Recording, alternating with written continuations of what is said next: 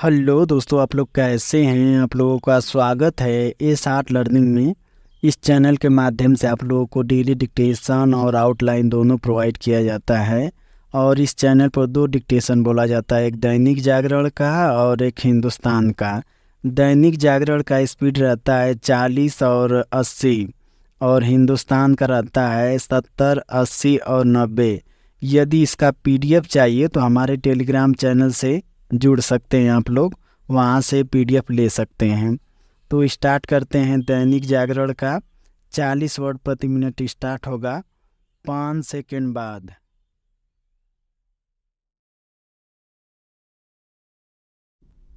Start. लोक अदालतों की महत्ता पर प्रकाश डालते हुए सुप्रीम कोर्ट की प्रधान न्यायाधीश ने यह कहकर आम आदमी की पीड़ा को आवाज दी कि लोग न्याय प्रक्रिया से इतनी त्रस्त हो गए हैं कि समझौता करना पसंद करते हैं।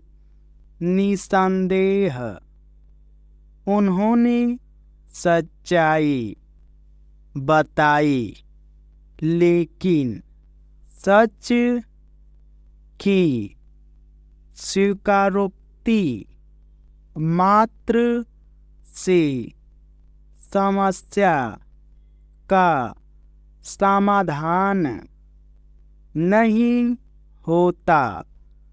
प्रश्न यह है कि न्यायपालिका और विशेष रूप से सुप्रीम कोर्ट इसके लिए क्या करने जा रहा है, जिससे लोग न्याय प्रक्रिया से हताश निराश होकर समझौता करने के लिए बाध्य न हों। दुर्भाग्य से यह प्रश्न दशकों से अनुत्तरित है।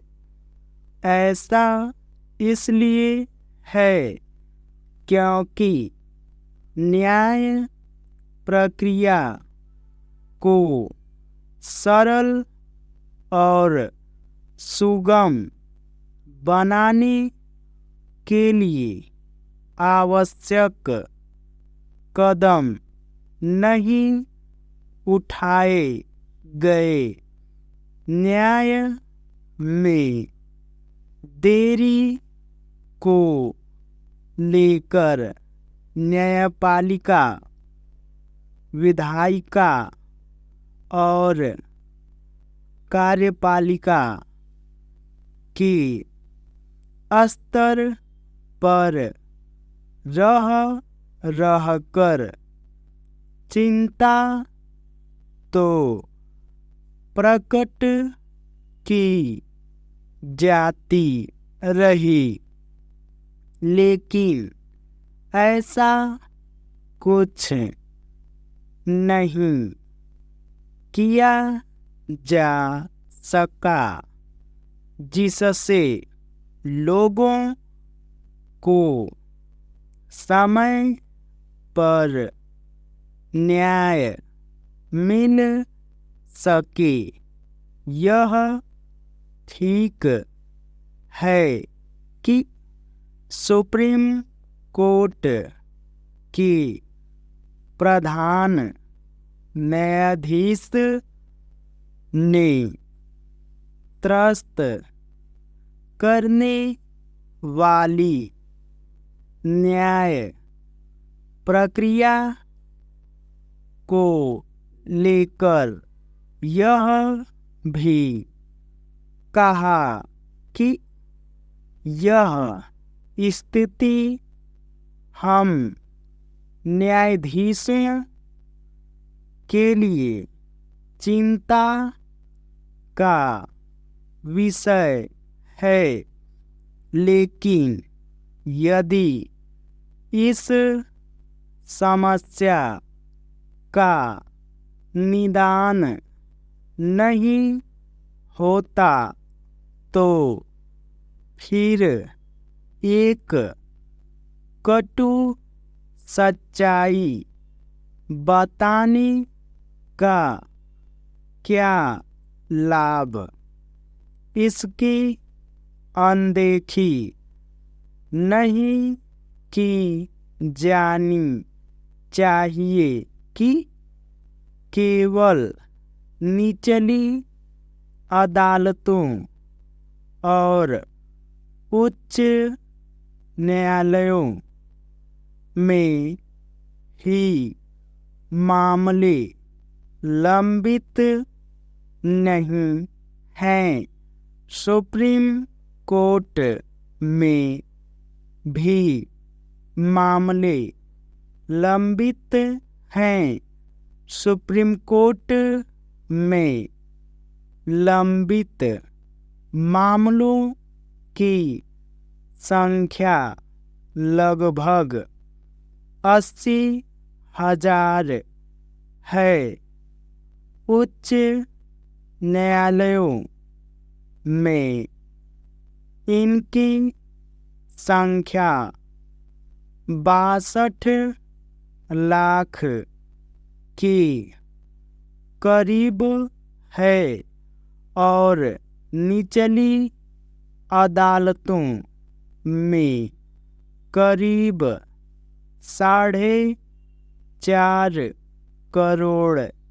इसका अर्थ है कि लगभग 5 करोड़ लोग न्याय के लिए प्रतिक्षारत हैं।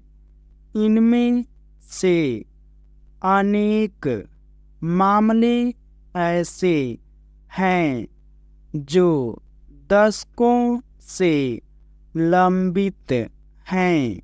स्वयं सुप्रीम कोर्ट में दशकों पुराने कई मामले लंबित हैं।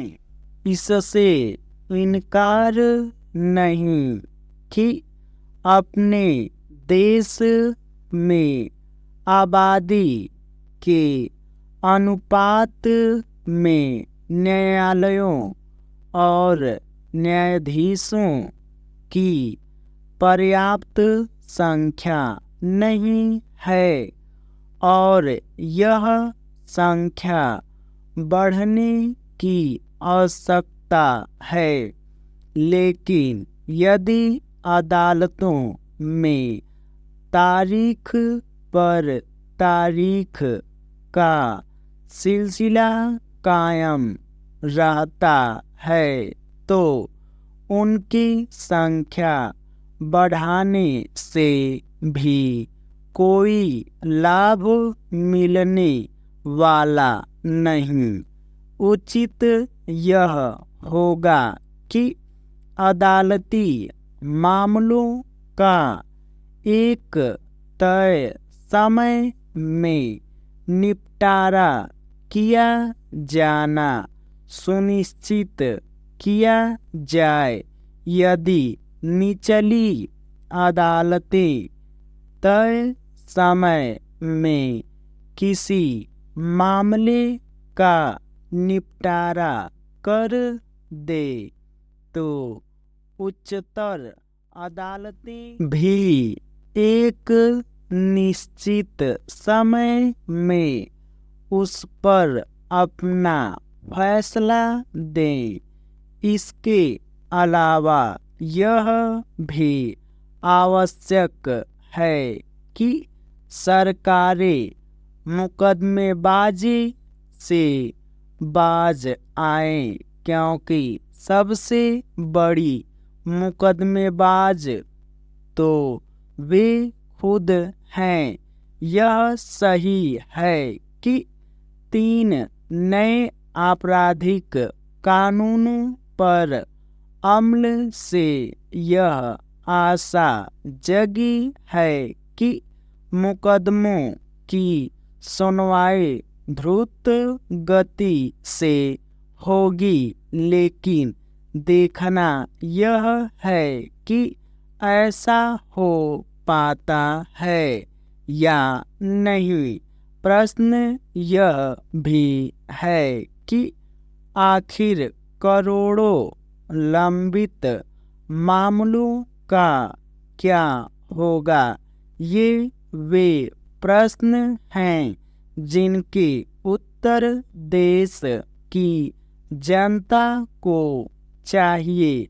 जनता समस्याओं का उल्लेख नहीं, बल्कि उनका समाधान चाहती है। ये डिक्टेशन 40 वर्ड प्रति मिनट समाप्त हुआ। अब स्टार्ट होगा 80 वर्ड प्रति मिनट 5 सेकेंड बाद।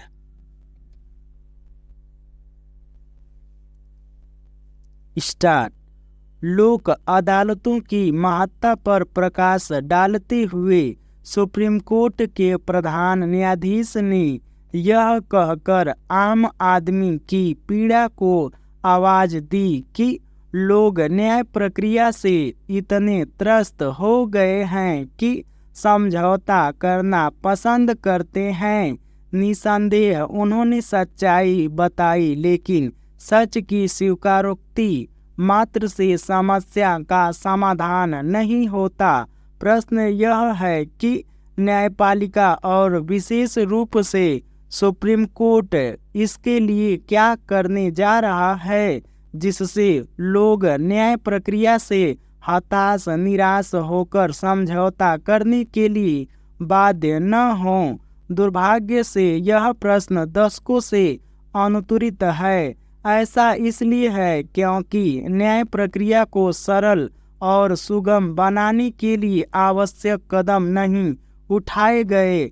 न्याय में देरी को लेकर न्यायपालिका, विधायिका और कार्यपालिका के स्तर पर रह कर चिंता तो प्रकट की जाती रही, लेकिन ऐसा कुछ नहीं किया जा सका जिससे लोगों को समय पर न्याय मिल सके। यह ठीक है कि सुप्रीम कोर्ट के प्रधान न्यायाधीश ने त्रस्त करने वाली न्याय प्रक्रिया को लेकर यह भी कहा कि यह स्थिति हम न्यायाधीशों के लिए चिंता का विषय है, लेकिन यदि इस समस्या का निदान नहीं होता तो फिर एक कटु सच्चाई बताने का क्या लाभ।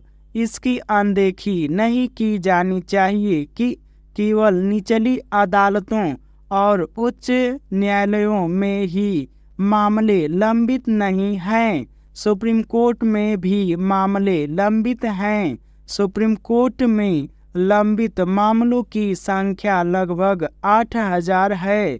उच्च न्यायालयों में इनकी संख्या 62 लाख के करीब है और निचली अदालतों में करीब 4.5 करोड़। इसका अर्थ है कि लगभग 5 करोड़ लोग न्याय के लिए प्रतीक्षारत हैं।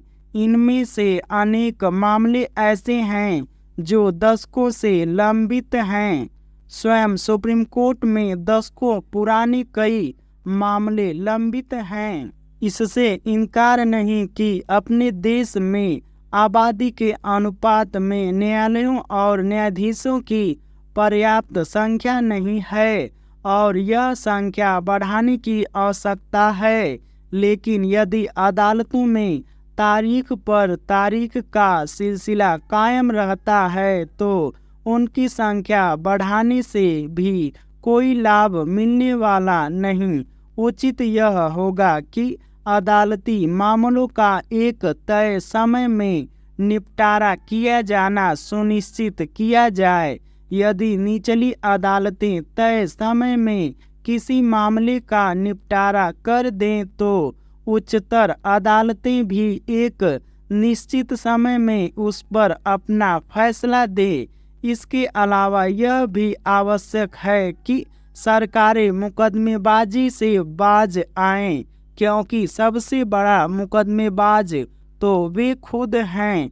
यह सही है कि 3 नए आपराधिक कानूनों पर अमल से यह आशा जगी है कि मुकदमों की सुनवाई द्रुत गति से होगी, लेकिन देखना यह है कि ऐसा हो पाता है या नहीं। प्रश्न यह भी है कि आखिर करोड़ों लंबित मामलों का क्या होगा। ये वे प्रश्न हैं जिनके उत्तर देश की जनता को चाहिए। जनता समस्याओं का उल्लेख नहीं बल्कि उनका समाधान चाहती है। जो डिक्टेशन आप लोगों को बोला जाता है उस डिक्टेशन को लिखिए और मिलाइए और जांचिए और देखिए कि क्या हमने जो डिक्टेशन बोला है आपने वही लिखा है और वही आप लोग समझ ले रहे हैं या नहीं समझ ले रहे हैं। इससे ये पता चलेगा कि आप लोगों की शब्दों की पकड़ अच्छे से हो रहा है। ठीक है, तो मिलते हैं नेक्स्ट वीडियो में।